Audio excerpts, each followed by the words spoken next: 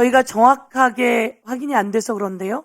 지금 감찰하고 계시고, 그리고 또 인권침해 점검 TF에서 또 점검하고 계시고, 그 내용을 좀 한번 페북에 한번 정리하셨던 것 같은데, 어떤 일을 하고 계시는지 정리를 한번 해주시고요.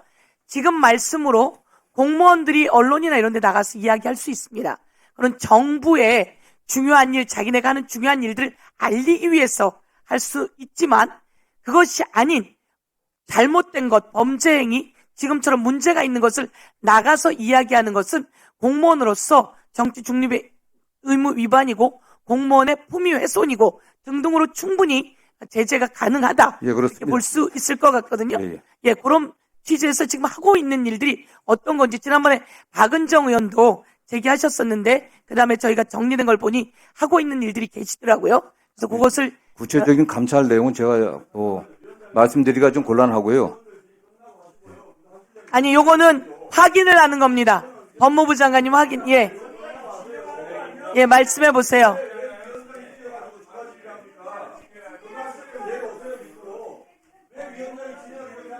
자, 지금 말씀하신 거에 대해서 지금 감찰은 지시하셨죠? 예, 그렇습니다. 예, 저희가 오해를 정리하기 위해서 법무부 장관께서는 감찰을 지시할 수 있고 감찰을 지시하셨고요. 예, 그렇습니다. 예, 그리고 인권침해 점검 TF에서는 인권침해를 점검하고 계시고요. 예, 그렇습니다. 예, 그리고 그거에 대한 내용은 전체를 다 조사하고 감찰해서 자료는 거의 확보되었고요. 예, 저희들이 가능한 특히 어제 직무집행 정지 이후에 그의 언행에 관련해서는 매우 문제가 심각하기 때문에 최대한 저희들이 신속하게 후속 조치를 취할 준비를 하고 있습니다. 예, 그래서 진행하고 있다는 거를 더불어민주당 위원님들께서도 알고 계시면 될 것 같습니다. 예, 다음 대체토론 조배숙 위원님 대체토론 해주십시오.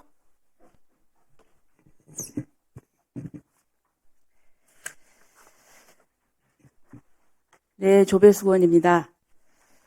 우선 서영교 위원장님 법사위원장 되신 것을 일단은 축하드립니다. 그리고 또 그런데 이제 제가 이 법사위원장이라는 자리를 보면 정청래 전 법사위원장이 여기서 아주 강하게 또 저희들 볼 때는 너무 편파적으로 운영을 하셨는데 당대표가 되셨어요.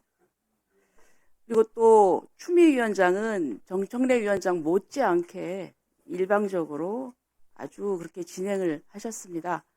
이제 경기도지사 후보가 되셨어요. 저는 그래서 이 법사위원장이라는 자리가 어떤 정치적 체급을 높이기 위한 어떤 디딤돌이 아닌가. 그래서 정말 이게 법사위가 다른 위원회에서 어떤 볼 때 이게 진행의 모범이 돼야 되는데 저는 이것을 보면서 서영교 위원장님께서 혹시 그런 유혹을 느끼시지 않을까. 그래서 좀 간곡하게 부탁을 드립니다.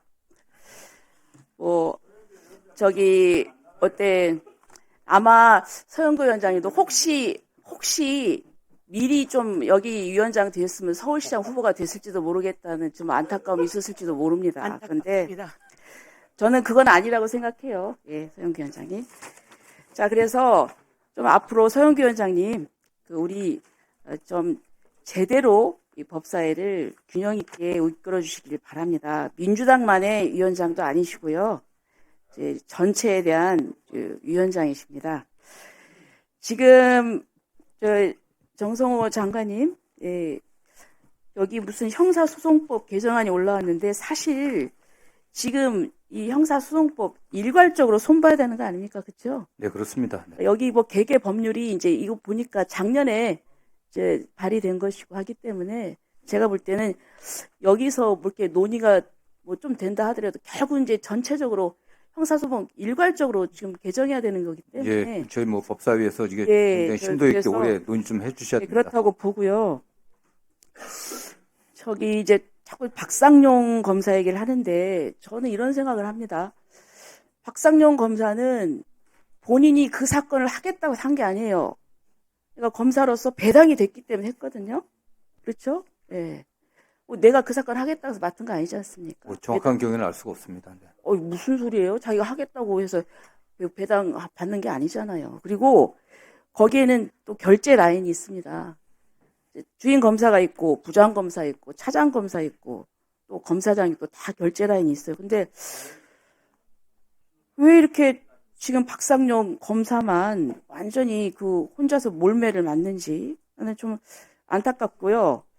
그리고 또 지금 이 사건이 굉장히 문제가 많이 됐습니다. 저도 지금 법사위 들어와가지고 작년에 국정감사 때 정말 뭐 이미 확정 판결이 난 걸 가지고 다시 와가지고 여기서 뭐 불러다가 또 얘기하고 그리고 또 그 과정에서 우리가 또 확인을 한 것이 이 진술이 이런 부분이 이 되기 이전에 뭐 연어 술파티 뭐 이 되기 이전에 이미 그 공소 사실에 부합하는 진술이 있었고 그래서 그것을 기준으로 해서 쭉 재판이 됐고 그런데 나중에 이제 또 이런 진술 번복 문제 뭐 연어 술파티 이런 모든 게 또 되니까 그것도 고등법원에서 다 그 사안을 보고서 판결을 했어요.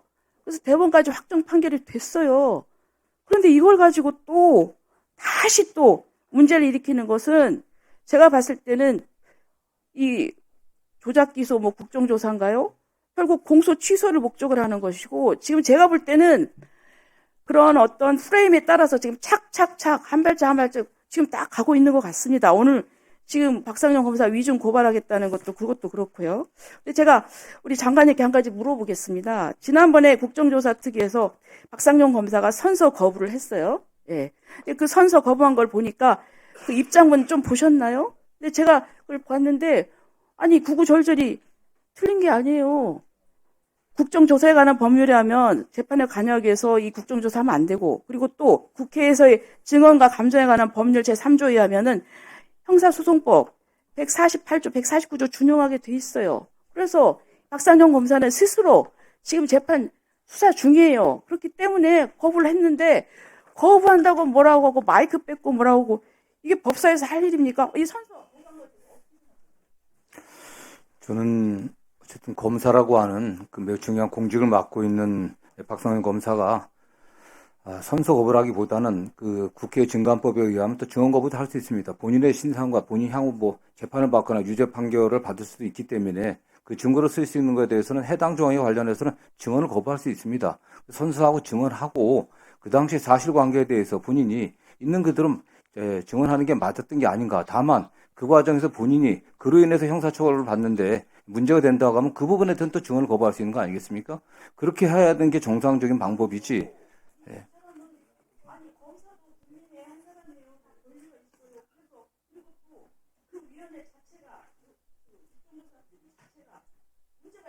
그건 본인의 판단이지. 어쨌든 국민의 대의기관인 국회에서 의결돼서 국정조사가 어쨌든 진행되고 있는 거 아니겠습니까? 그 과정에 있어서는 뭐